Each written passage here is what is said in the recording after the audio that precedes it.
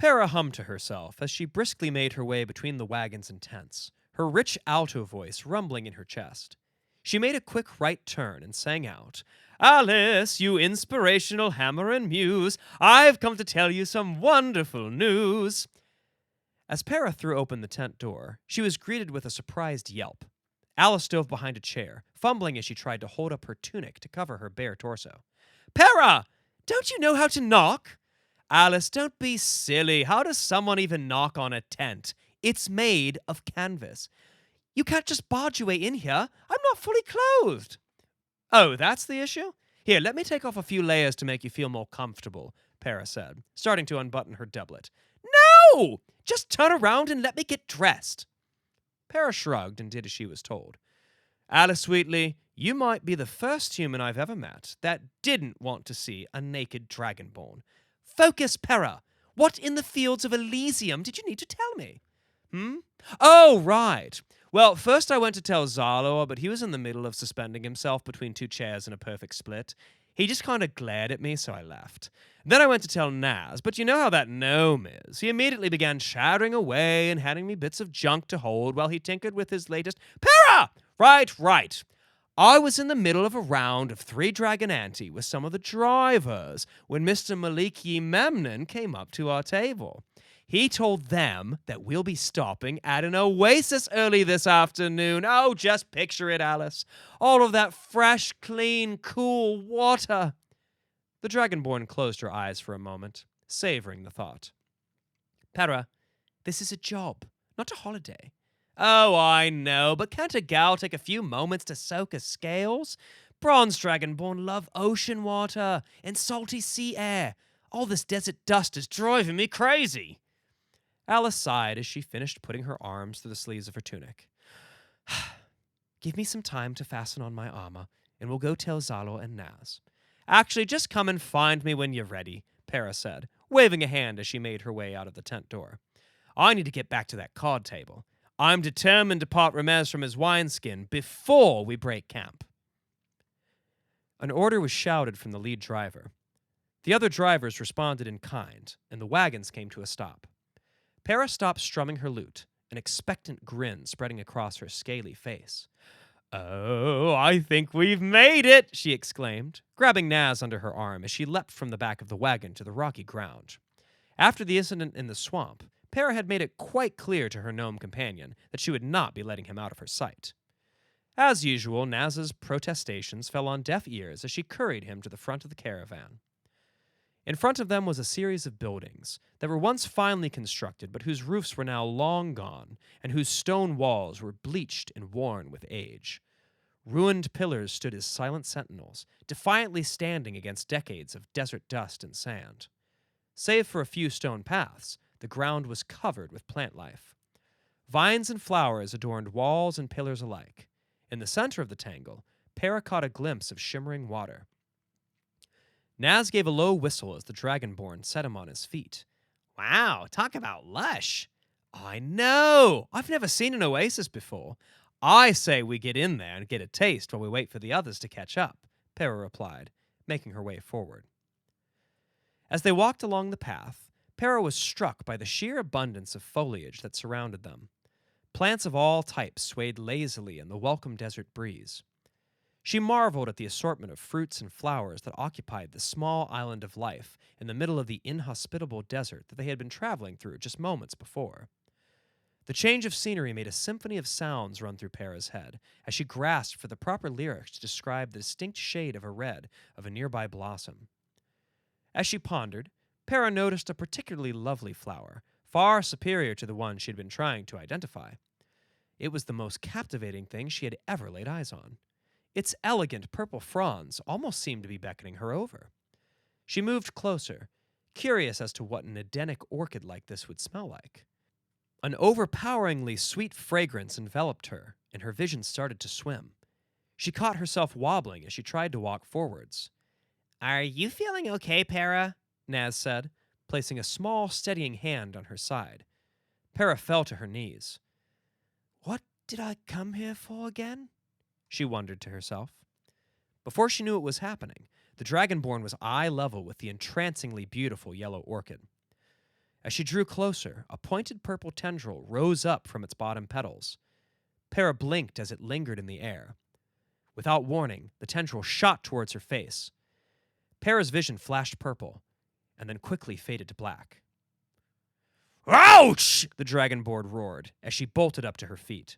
Para glared at the yellow flower. It looked back at her innocently. "Oh, nice try, pal. Let's see how you like it." Para opened her jaw wide.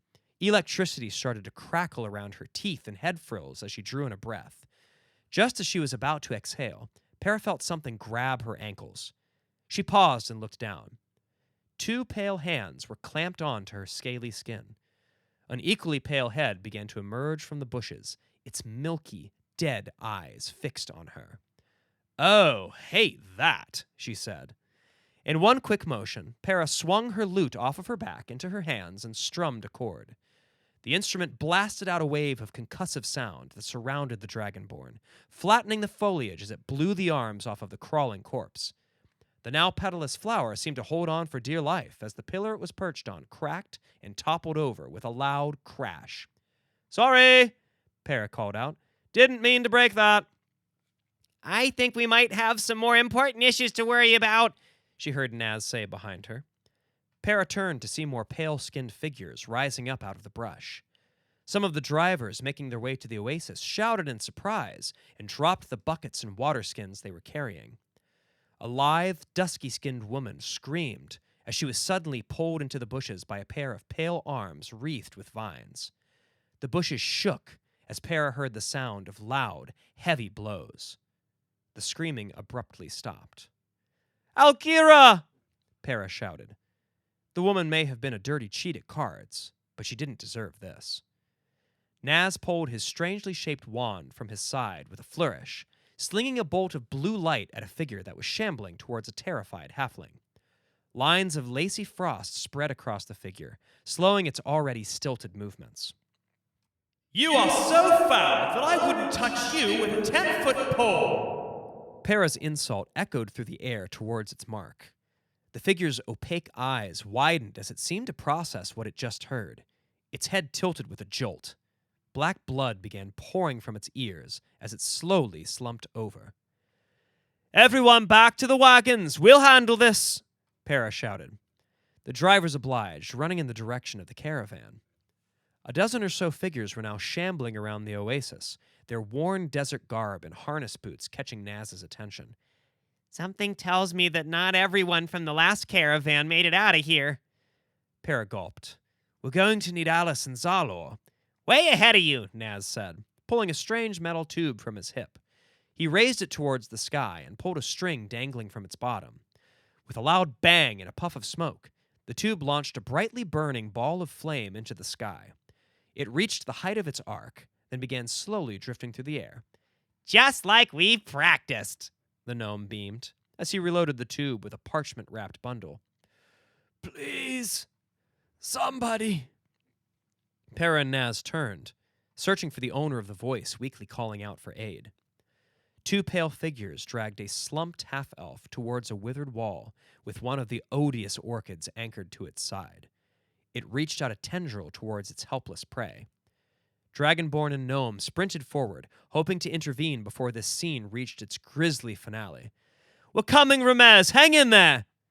The half-elf shakily looked up towards the flower. A purple tendril shot cleanly through the socket of his right eye. His body went limp. The wine skin at Para's side suddenly felt heavy. "Naz," she grunted through gritted teeth, "please tell me you have something dangerous and destructive to point at those monsters." "By Flandel steel skin, you bet I do," the gnome replied, tossing a red metal cube in front of them. Various compartments and components opened and whirred as the cube sprouted 4 spider-like legs. A metal head styled to look like a grinning red dragon's extended from its center. "Get 'em, boy!"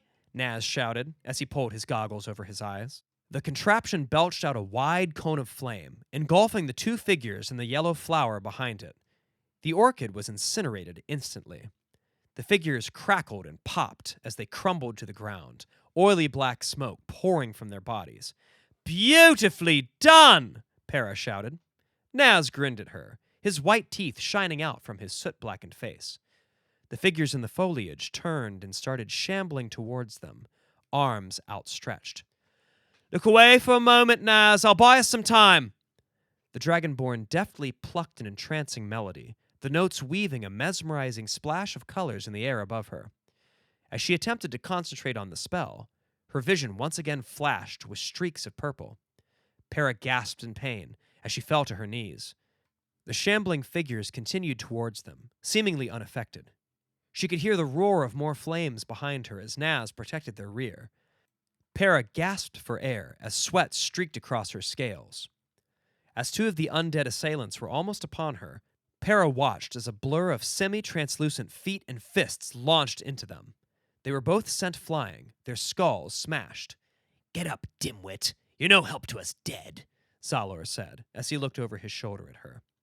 Para attempted to smile at him, but it came across as more of a pained grimace. "Stay with us, old girl. We're here now," Alice said, planting herself firmly in front of the panting Dragonborn. She raised the holy symbol around her neck. "By Grimshaw's light, cower before me, you pathetic filth!" Her voice boomed, empowered with an otherworldly echo. A dome of blue light shone out from her, enveloping the shambling figures that surrounded them. They immediately began lurching in the opposite direction. "Para, stay here and try to stay conscious. Naz will handle the ones behind us," Alice commanded. The gnome cackled maniacally behind them. "Zalo, you and I will take down the enemies who are fleeing, one by one." Zalor launched himself towards a small cluster of retreating undead. Alice began shouting a hymn to Tyr as she brandished her hammer. It flashed with a golden light as she smashed it into the back of the zombie in front of her, blowing it into shimmering pieces. Para's vision started to swim. "Stay conscious," she panted. "Stay conscious." She briefly thought she could make out large figures in the desert at the edge of her vision. Para could hear shouting in the distance, then the whizzing of arrows as more of the zombies dropped to the ground. She tried to catch her breath as the smell of sweet flowers and burning flesh overpowered her. Then her vision went black. As Para sleepily opened her eyes, she got the sense that some time had passed. The sky was dark now, light dancing on her periphery. She turned to see a crackling campfire, around which her companion seemed to be talking to a creature that had the head, arms, and torso of a slender, muscled woman, and the body and legs of an antelope. "Oh, we survived?" the Dragonborn asked groggily. She felt something firm yet soft propping up her back. Para appreciated its warmth against the cold, nighttime air. "Yes, two-legged one, your friends did quite well," a strong voice replied behind her. Whatever she was leaning against rumbled as it spoke. Para shakily sat forward, turning her head to see what it belonged to. She was pleasantly surprised to see a well-muscled man with a closely trimmed beard. A man from the waist up, anyway. She realized she had been snuggled against his antelope half. "You're lucky we found you before the yellow musk creepers finished their deadly ritual. Your friend's quick thinking with the flame saved you. He was a bit, enthusiastic, but the oasis will recover." "Well, many thanks, handsome," Para purred, attempting to keep herself upright. "Rest now. The toxin will take some time to wear off." "Oh, don't worry. I plan on letting you hold me until I'm all better," she said, as she slowly slumped over, out cold once again. Thanks for joining us on Browsing the Bestiary.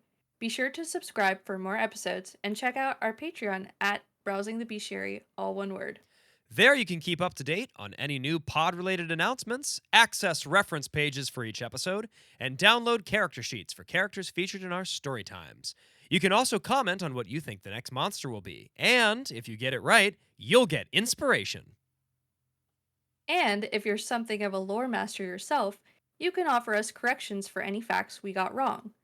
If you catch something we missed, you may get a shout out in a future episode. Remember to cite your sources. I'm Dungeon Mistress Jade. And I'm Lore Master Andy.